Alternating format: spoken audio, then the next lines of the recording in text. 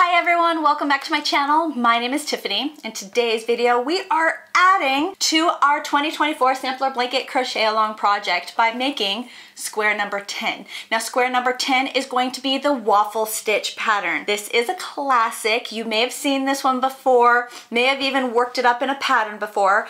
I just loved all the definition, that 3D pop of stitches. It added quite a unique touch when combined, or compound, however you say that word, with all the other stitches that we have going on in this project. Now I thought it would be really cool to showcase our 2024 Sampler Blanket Crochet Along project, the finished project, in the background so you could see the progress we've gotten so far and where we're at. So this is square number 10, so we're right here.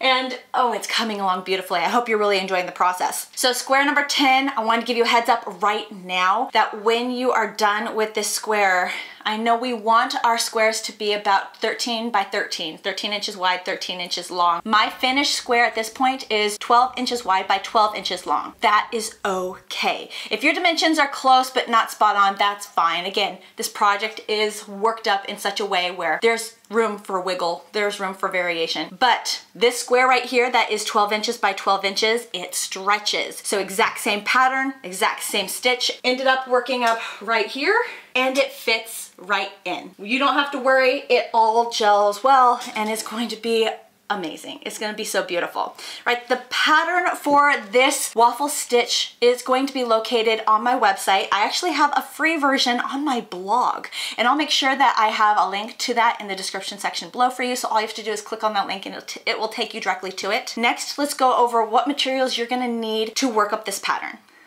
All right, so the materials that we're using for the Waffle Stitch square, the yarn is Cascade Yarns 220 Superwash Merino wool in the color 74 or Ash Rose. This is a size, it says light 3, 4. So because it's a kind of in-betweener here, what that tells me is it's definitely a size 3 or a light size 4. So if you would like to substitute this yarn out for something you have in your yarn stash, or if you would like to go buy a different color because you want to make your blanket or your square of a different color, look for a yarn that has a 9 WPI or reps per inch or is a size 3 weight or a light 4. So this yarn is also a merino or a wool. So if you also need to substitute this yarn out because of fiber, then again, feel free to do so. The crochet hook that we are using is the G6 or 4.25 millimeter. If you have a 4 millimeter and not the 2.5, that's totally fine. You're good. Also the normal stuff, like we got our scissors, our yarn needle, and our measuring tape. Go ahead and grab your materials and let's get started. Okay, so the waffle stitch is worked in a multiple stitch count requirement of a multiple of 4. So I'm going to begin this square with a total of 48 chains. Here we go.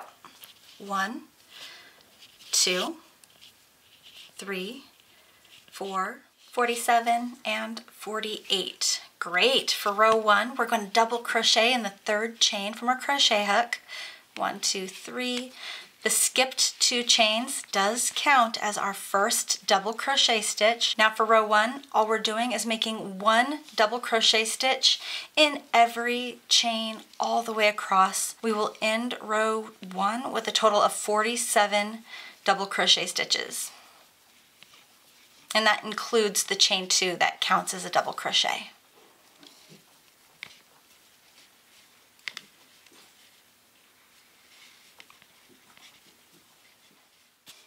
All right, and double crocheting in that last stitch to close row 1. Let me set that down so you can see what that looks like at the moment. Now for row 2, we're going to start by chaining 2 and then turning our work. The chain 2 does count as our first stitch, our first double crochet, and we'll take that first stitch spot. When moving forward, we're going to go ahead and make 1 front post double crochet stitch around the first or the next 2 stitches. So you come in from the side of that post, in behind, yarn over, pull through, yarn over, pull through 2, yarn over, pull through 2. There's front post double crochet number 1, and front post double crochet number 2, There we go. Followed by a back post double crochet. To make the back post, we're going to yarn over, come at that next stitch from behind, or the side of that stitch from behind, push that stitch, here, let me see if I can, push that stitch backwards, then yarn over and pull through. And it looks kind of funny with my fingers right now, and that's just because I'm trying to show you as best as I can, but I want you to pull that yarn through, yarn over, pull through 2 loops, yarn over, pull through 2 loops for that back post double crochet. Now the repeat pattern for the rest of row 2 is going to be 3 front post double crochets followed by 1 back post double crochet. 3 front post double crochets followed by 1 back post double crochet. Repeat that all the way across, and I'll meet you at the end of row 2 to show you how to end the row. Front post double crochet 1, and 2,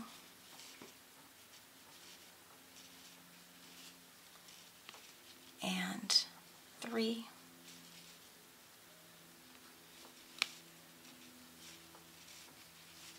and back post double crochet.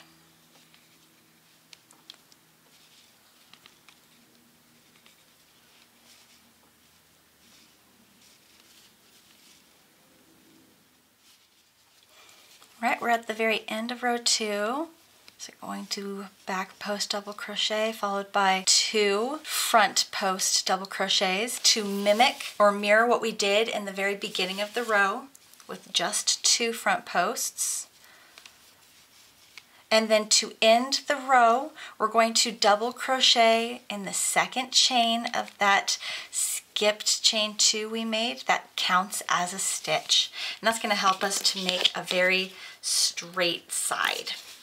There we go. And that's what we're looking at, the end of row 2. Kind of hard to see the pattern at the moment. It's coming. All right, for row 3, we're going to go ahead and start by chaining 2 and turning our work.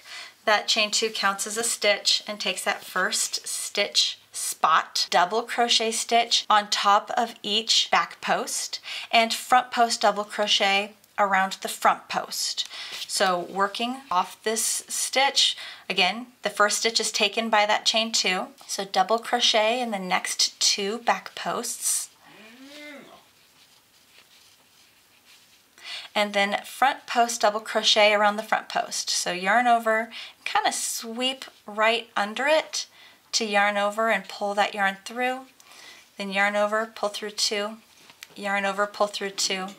Regular double crochet in the next 3 stitches. 1, 2, 3, and front post double crochet, boom, around the front post. All right, that's all we're doing for row 3. Go ahead and repeat this pattern, and I'll meet you at the end of row 3 to show you how to close the row and what we're doing for row 4.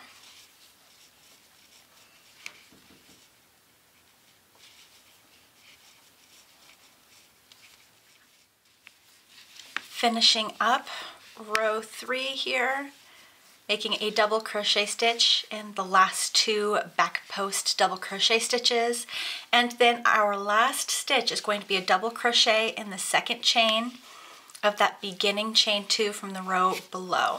And by doing that, it helps us to get that very straight side that we love so much. Now looking straight on at this pattern, it's hard to see what's going on. Those stitches just are not as pronounced yet. However, if I were to angle it just a little bit, you can start to see that waffle. Isn't that cool? Now those regular double crochet stitches do play a big role in giving us that horizontal line of the waffle. Neat! All right, let's go ahead and move on to row 4. Chain 2 and turn your work. Chain 2 does still count as our first double crochet stitch and takes that first stitch spot. We're going to make a front post double crochet stitch around the next 2 stitches.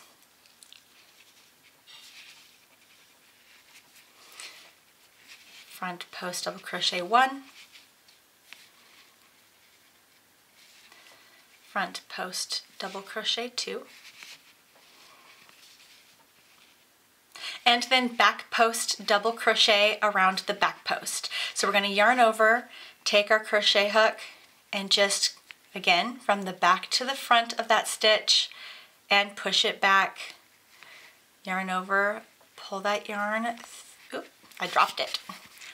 So yarn over, from back to front, pushing that stitch back, yarn over, and pull that yarn through, yarn over, pull through 2, yarn over, pull through 2. And the repeat pattern for row 4 is to make a front post double crochet stitch around each of these next 3 double crochet stitches, and then back post double crochet around the back post double crochet. Repeating that all the way across, and I'll meet you at the end of row 4 to show you how to continue this pattern moving forward. Front post 1, 2, 3, and then back post.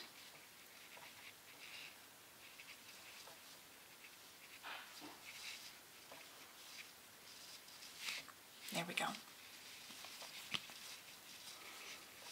You got this. You're doing a great job.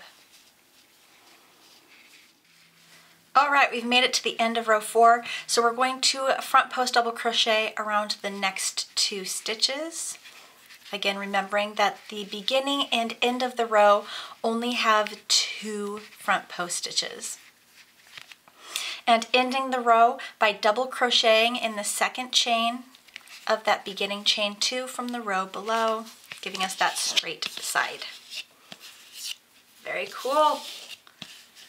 And this is what we're looking at for the end of row 4. Now for this pattern, we are just repeating row 3 and 4 for row 5 through the end of row 31. You're going to want to end on a row 3 repeat. That's really important to clean up or have that last row be a really nice, clean, tidy row, and it looks cohesive and it makes sense. All right, so if you would like to make just the square that I'm showing, we are going to stop at row 31. But if you would like to take this pattern and make, say, another blanket project with it, I actually created a whole chart for you that broke down a bunch of different blankets, their dimensions, so you can pick the perfect blanket size for you and what you're wanting to do. The number of chains that you'll need in the foundation row, the number of stitches that you'll need in every row, the number of rows you're going to need in order to meet that blanket dimension. And I went one step further and I figured out approximately how much yarn you're going to need to make that blanket before you even get started. So I hope that inspires you and gets you super crafty and crocheting. This square is actually square number 10 of my 2024 Sampler Blanket Crochet Along project. If you have not heard about this project yet, go to my YouTube channel where I have square 1 through 9 ready and waiting for you. This whole project is based on trying new things, trying new patterns, learning, growing, and getting you to step outside of your comfort zone a little bit. So I hope that you check it out and have so much fun. Thank you so much for watching this video. I hope you had a blast, and I'll see you in the next one, guys. Bye.